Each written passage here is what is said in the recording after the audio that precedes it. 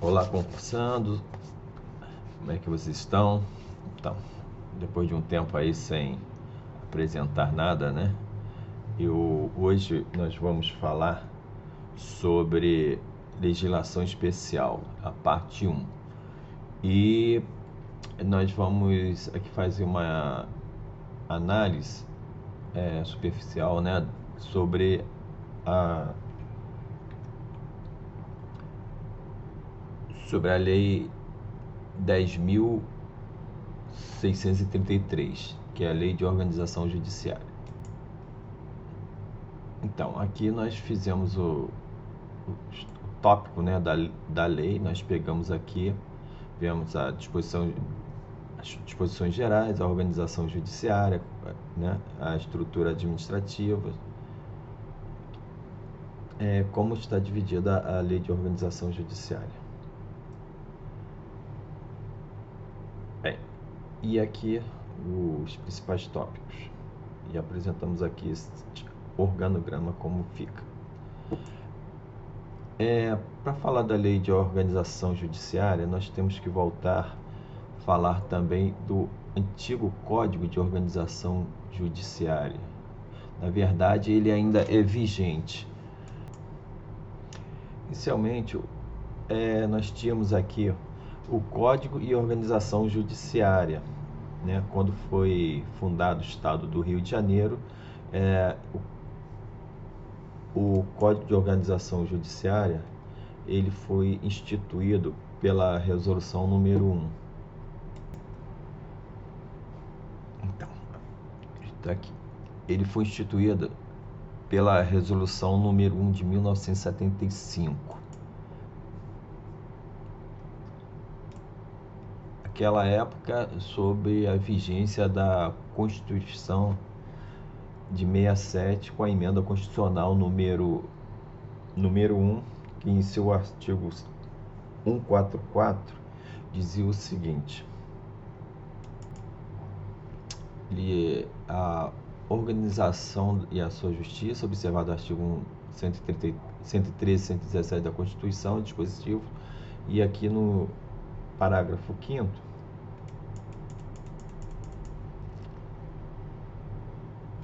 cabe ao Tribunal de Justiça dispor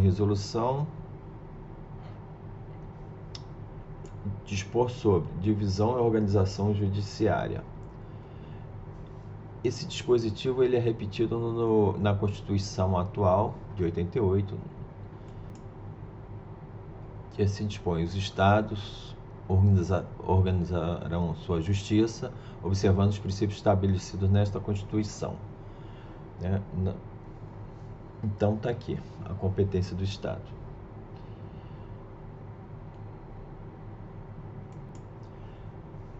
Sendo assim, o Código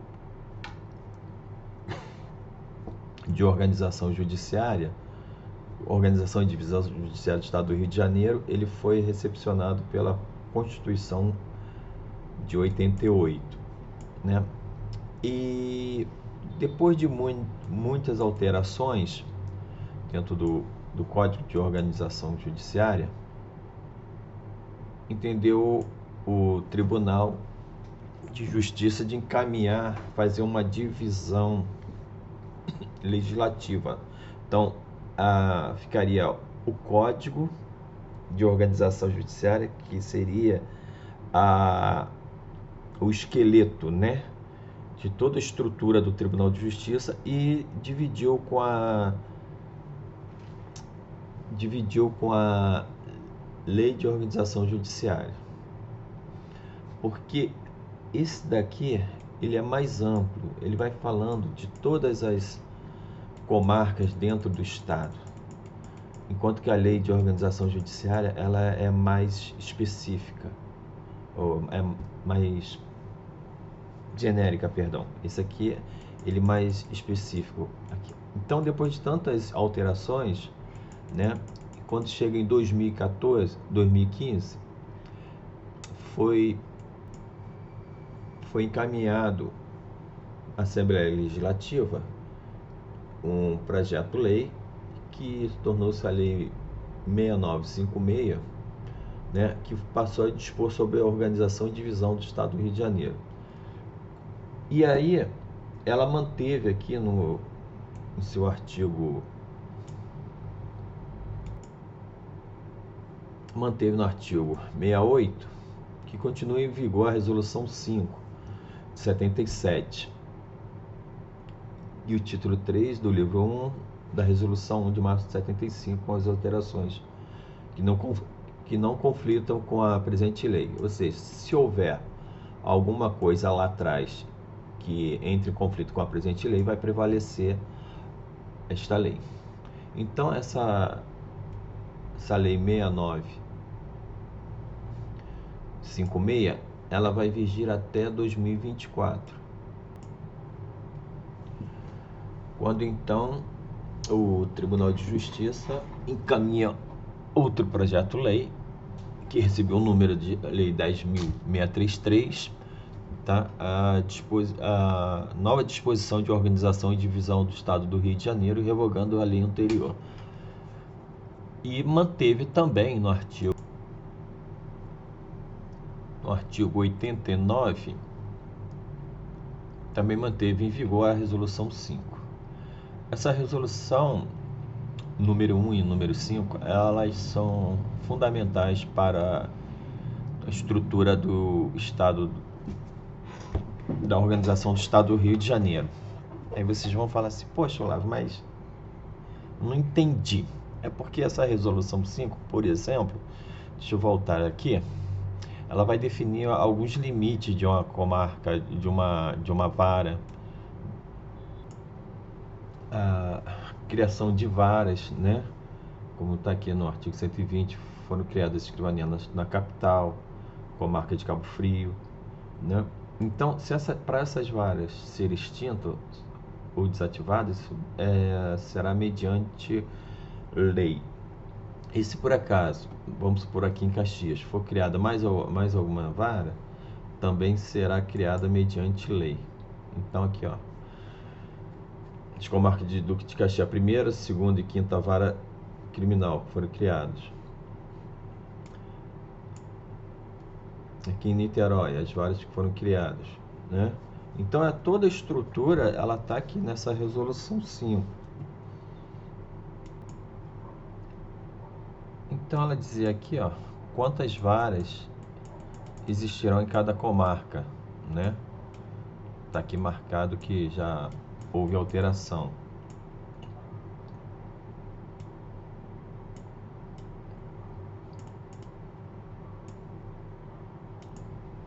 Por exemplo, aqui no título 3, lá no artigo 184 do Código GERJ, vai falar aqui sobre os magistrados.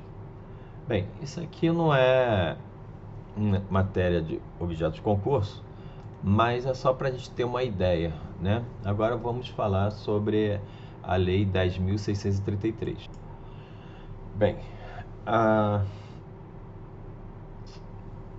como nós sempre fazemos, vamos fatiar, né? Para facilitar o entendimento.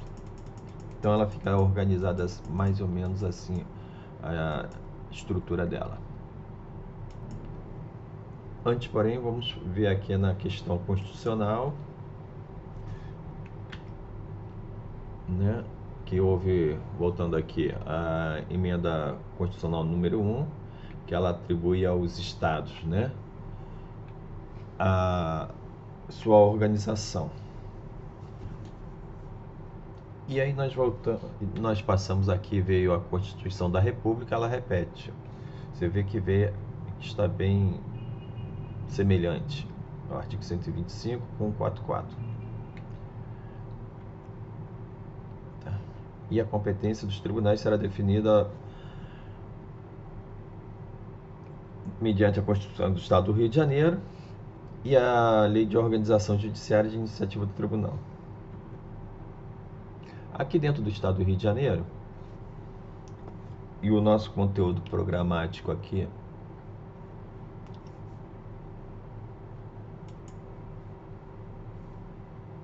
assim, dentro do nosso conteúdo programático, nós temos aqui, dentro da legislação especial, eu vou pedir para vocês focarem nesses pontos aqui, que é onde irá fazer o diferencial na classificação, tá? Nós vamos tratar aqui, escolhemos aqui por hora essa questão aqui.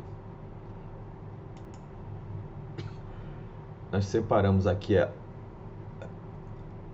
digamos assim, a questão mais administrativa, né? Que seria a Lei 10.633, regimento interno e depois resolução.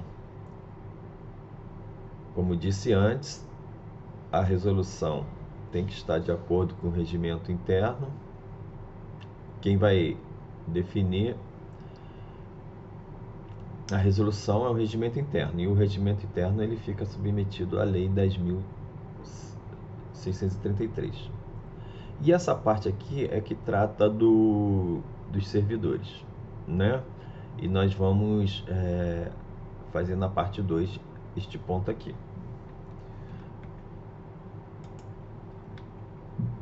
Voltando aqui às normas legais, né, do nosso estudo, tem a Constituição Federal, a Constituição Estadual, e tem essa parte de legislação aqui. Nós vamos verificar isso aqui mais tarde. Tanto essa lei, que trata mais de servidores, essa também, os processos, né, em outra oportunidade. Então, assim fica a estrutura da Lei 10.633. Na parte das disposições gerais,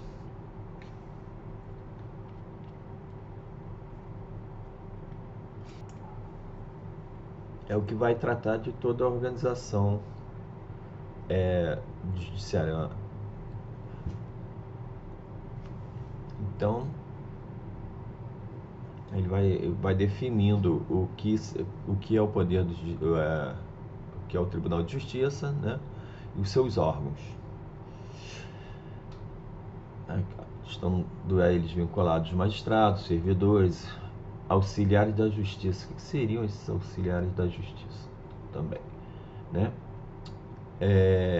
A organização de serviços jurisdicionais e administrativos. O regimento interno que nós temos é que ele vai organizar tudo. Então, tudo que estava lá no código anterior, que ainda está vigindo parte, né? O CODIGEST, então parte dali passou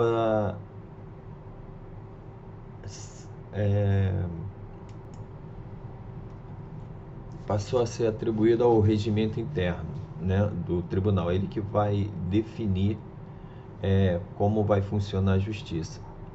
E o regimento interno seria o órgão especial que vai definir qual é o regimento interno, como será. O que vai interessar ele, o que não interessar, ele parte para uma outra situação. E é o regimento interno também, o órgão especial, que ele vai definir como é que vai ser a estrutura do tribunal, né? Tanto na parte administrativa como na parte judiciária. Então essa parte aqui é interessante vocês darem uma atenção, tá? Porque o que acontece? Aqui no conteúdo programático, ele não diz quais são os pontos que irão cair, enquanto que outro, quando se fala da parte da corregedoria, ele define quais são os pontos que interessam para o concurso, né? Então aqui está definido, e dentro aqui do regimento interno também ele vai definir o que ele vai querer do regimento interno, o que você vai estudar, né? Dentro do regimento interno, quando estudar, vai estudar competência, tribunal pleno Tribunal Especial e o Conselho da Magistratura. E dentro da resolução, também os pontos que vai querer. Mas aqui ele não fala nada. Então, infelizmente, vocês vão ter que dar uma atenção especial, né, à legislação toda, né? E aí vai falando aqui sobre a organização judiciária, a estrutura administrativa. Isso aqui vocês vão... isso aqui ele vai ser repetido também na questão tanto do regimento interno quanto da resolução número 3 de 2025. Voltando aqui no nosso organograma. Então, tem a da parte da organização judiciária, que ela vai se dividir em capítulos. 1, ele vai falar sobre a administração do Tribunal de Justiça. Essa parte aqui dos magistrados, eu não sei se eles vão perguntar para vocês, porque isso aqui estaria mais ligado a... Seria mais cabível eles perguntarem mais para cargo de analista, né? Mas eu não vou falar para vocês não estudar. Mas eu não daria tanta atenção a essa parte aqui, porque é muita coisa que não compete para o técnico. Porque essa parte aqui, ela está mais ligada aos direitos e garantias do magistrado, né? Então, essa parte estaria mais ligada para o magistrado. Mas não custa nada dar só uma lida, né? Mas a atenção especial eu daria aos demais artigos, principalmente a partir daqui. Aqui sim, aqui eles vão começar, o número de questões pode cair muito mais nessas aqui.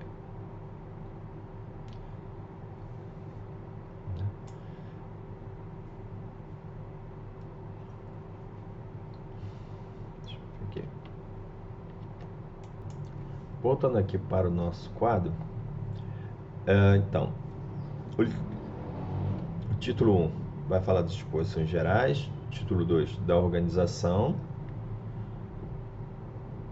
judiciária, capítulo 1 vai falar da estrutura, capítulo 2 dos magistrados. Aí vem para o título 3, da divisão judiciária, que é dividida em unidades jurisdicionais,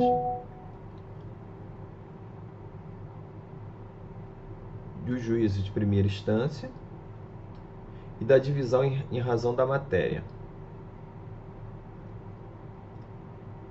E aqui no título 4 as disposições finais e transitórias.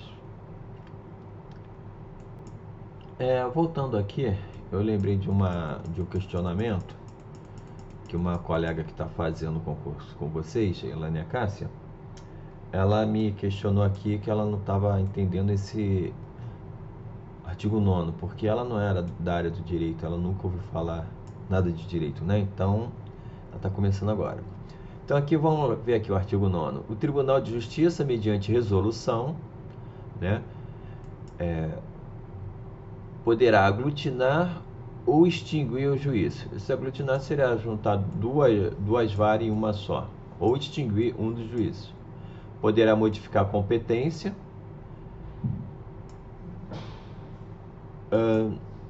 estrutura e denominações judiciárias sem o aumento de despesa. Então, sempre quando o tribunal for mandar sempre que o tribunal for mandar qualquer lei que cria alguma coisa, ele tem que dizer de onde vem a fonte de custeio, né? E aí ele vai dizer, olha, isso aqui a gente vai extinguir esses cargos aqui, vamos criar esses cargos aqui. sem um aumento de despesa, né? E outra coisa, ele pode determinar a redistribuição de processos. Isso pode acontecer. Aconteceu um exemplo quando foi criado o Fórum do MEIA, o novo fórum, né? Já existia a Regional MEIA e vários processos foram redistribuídos. O corregedor ele baixou a norma e redistribuiu os processos.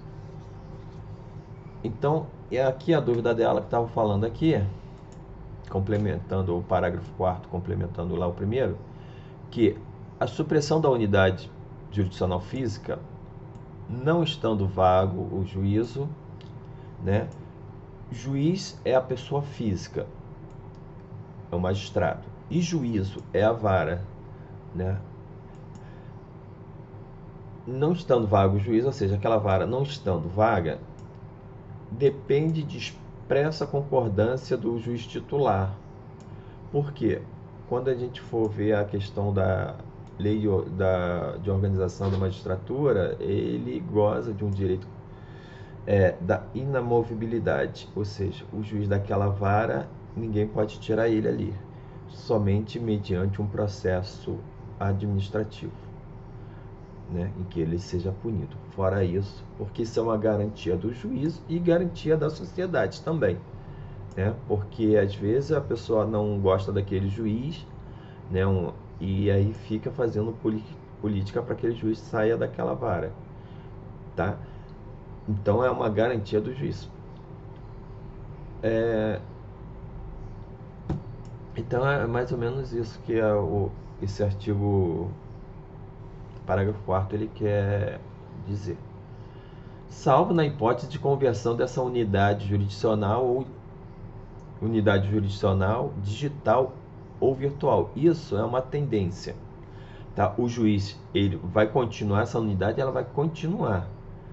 Quem vai ser o chefe, digamos assim, o magistrado responsável é aquele que está lá, o magistrado ou magistrada. É uma tendência do avanço, né, da tecnologia,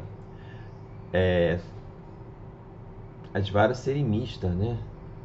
Já são, né? Já está tendo, mas pode ser criada várias outras. Assim.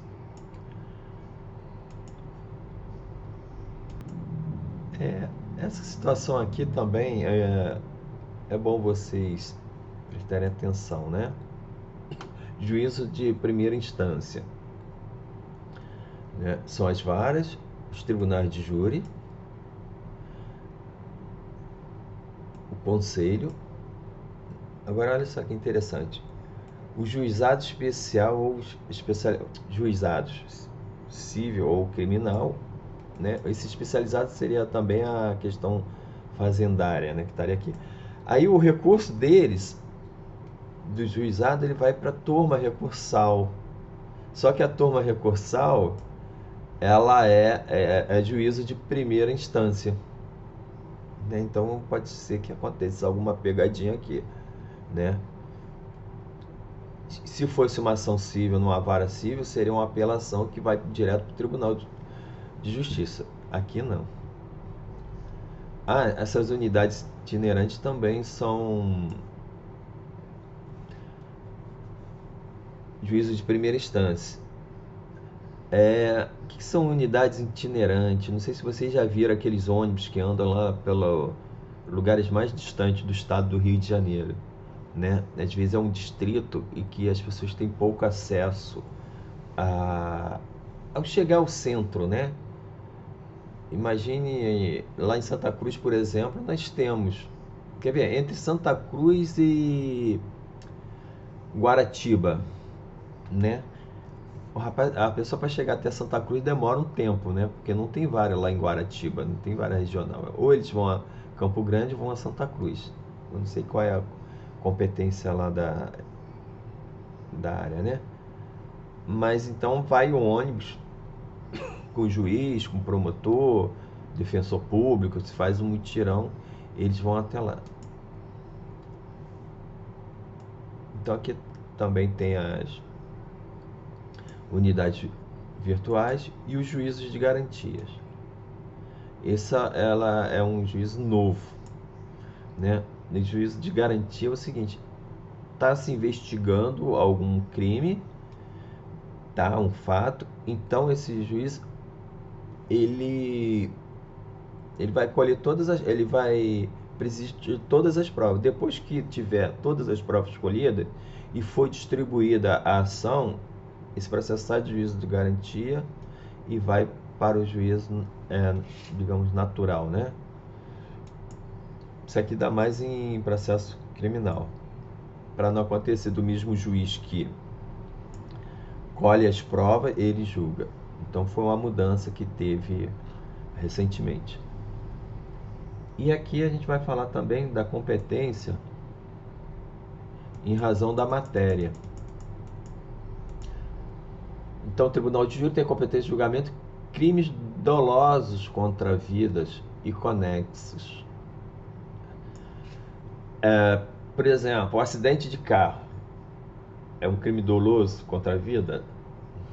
Depende. Se o cara falar, vou matar aquela pessoa lá, vou atropelar ela e ninguém vai saber, aí é um crime doloso, porque tem provas de que ele quis atropelar aquela pessoa. Mas fora isso, não seria um crime culposo. Então ele não vai para o tribunal de júri, tá?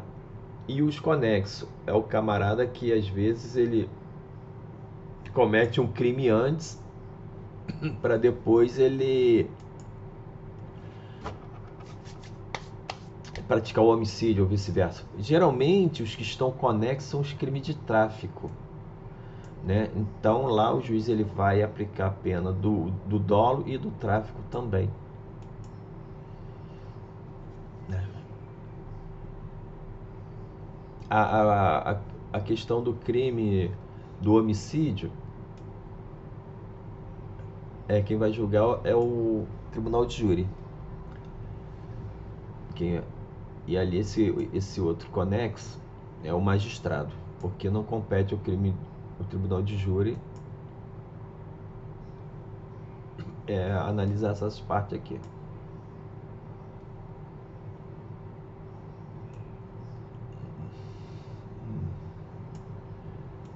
E aqui os juízes em matéria de criminal vão informando. Isso aqui é importante vocês decorar, tá?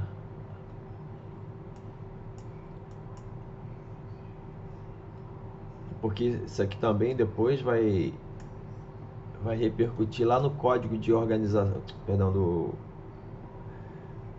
no código de organização judiciária, que tem um campo que vai falar sobre essas matérias. Aqui está definindo em regra geral, e o código de organização judiciária vai explicar melhor como vai se desenvolver isso.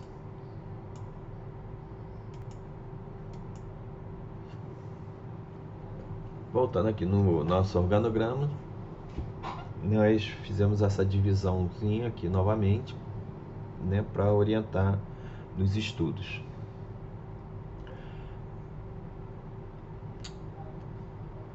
Essa aqui deixa eu voltar aqui. Bem, aqui dentro do Poder Judiciário,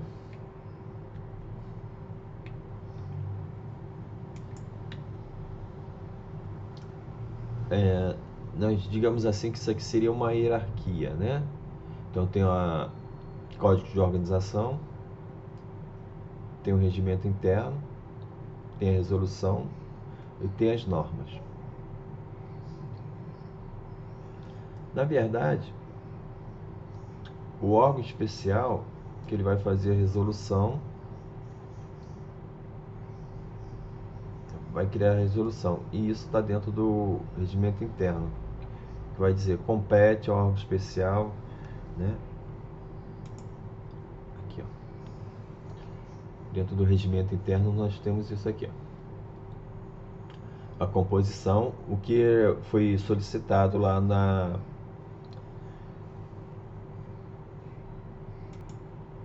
que está sendo solicitado aqui no regimento interno. o que eles vão pedir? Da competência, tribunal pleno, né? E nós voltamos para cá e nós já conseguimos aqui colocar os artigos onde estão as respectivas informações. Tá? Então, aqui dentro do órgão especial, compete julgar originalmente, julgar os agravos contra decisões, né? Essa aqui seria a competência originária, tá? E essa aqui é a competência recursal.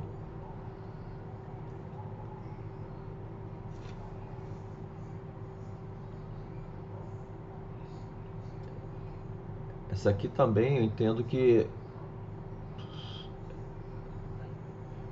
está dentro também de declarar por voto a maioria absoluta dos membros a inconstitucionalidade da lei. Também estaria sobre uma competência originária, que a Assembleia Legislativa cria uma lei e essa lei ela é inconstitucional perante a lei a Constituição estadual ou federal. Então ela vem aqui e recorre. E também essa aqui, essa deliberação seria uma competência administrativa, vai deliberar sobre o assunto, né? E aqui, isso aqui são exemplos, tá? Que a gente colocou. E aqui a proposição também é uma competência administrativa, a alteração da organização e da divisão judiciária. Que a gente colocou aqui de uma outra forma, para melhor visualização. Essa composição do Tribunal de Justiça é importante. Existem outras, tá? Deixa eu botar aqui.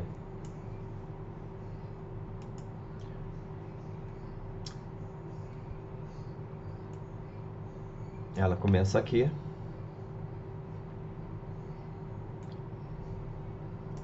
Mas aquelas são as principais. Isso aqui tem mais questões administrativas do que jurisdicionais.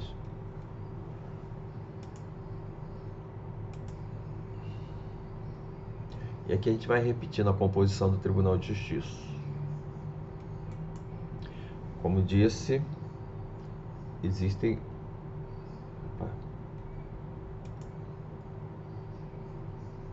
outras.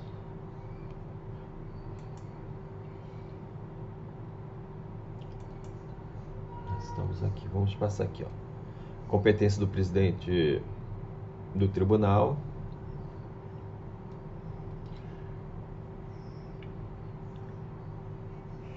Vamos supor a questão ali, o servidor público, de acordo com o artigo 92 da... Espera aí, só um instantinho. Isso, artigo 92 do Código Penal, ele dispõe o seguinte: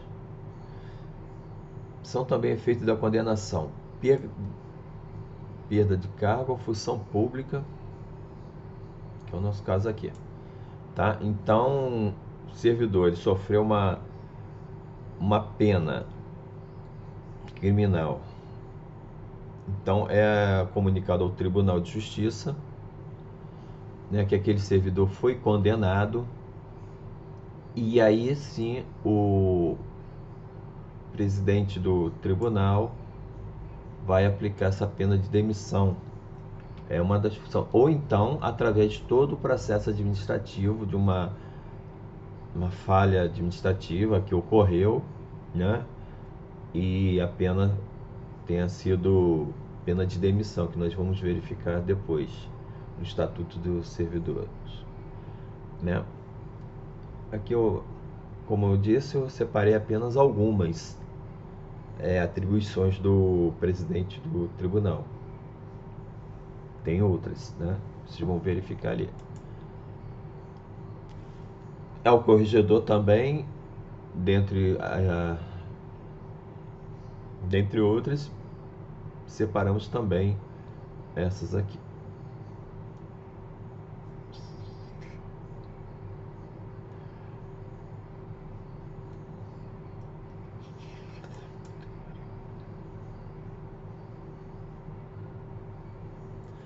Aqui tem o anexo lá do regimento interno.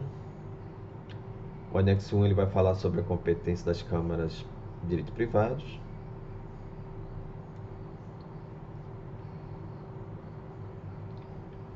E aqui vai falar sobre a competência de direito público.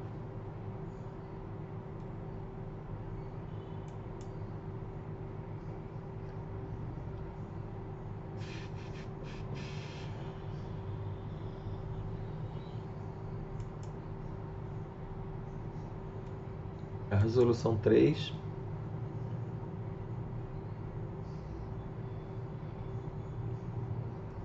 que eu vou falar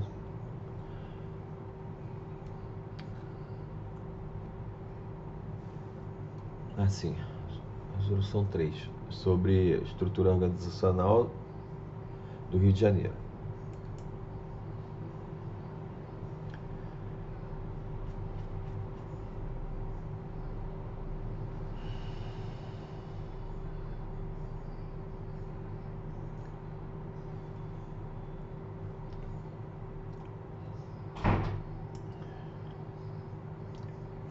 Aqui a Comissão Permanente Disciplinar Administrativa.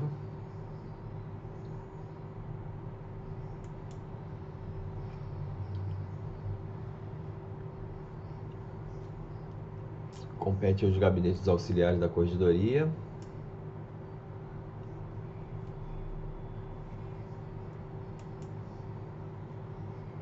E agora dentro aqui do Código de Normas, como a gente já tinha falado antes, ele se divide em parte geral, título 1 que vai falar da Corregedoria,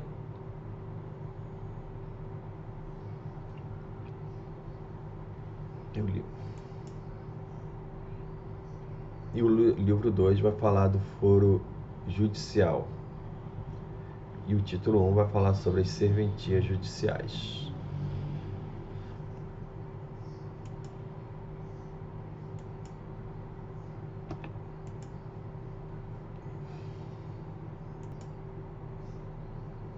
Então é isso. Eu desejo a vocês boa sorte. Vocês estudem bastante. Aí faltam poucos, né? Faltam 40 dias, digamos aí.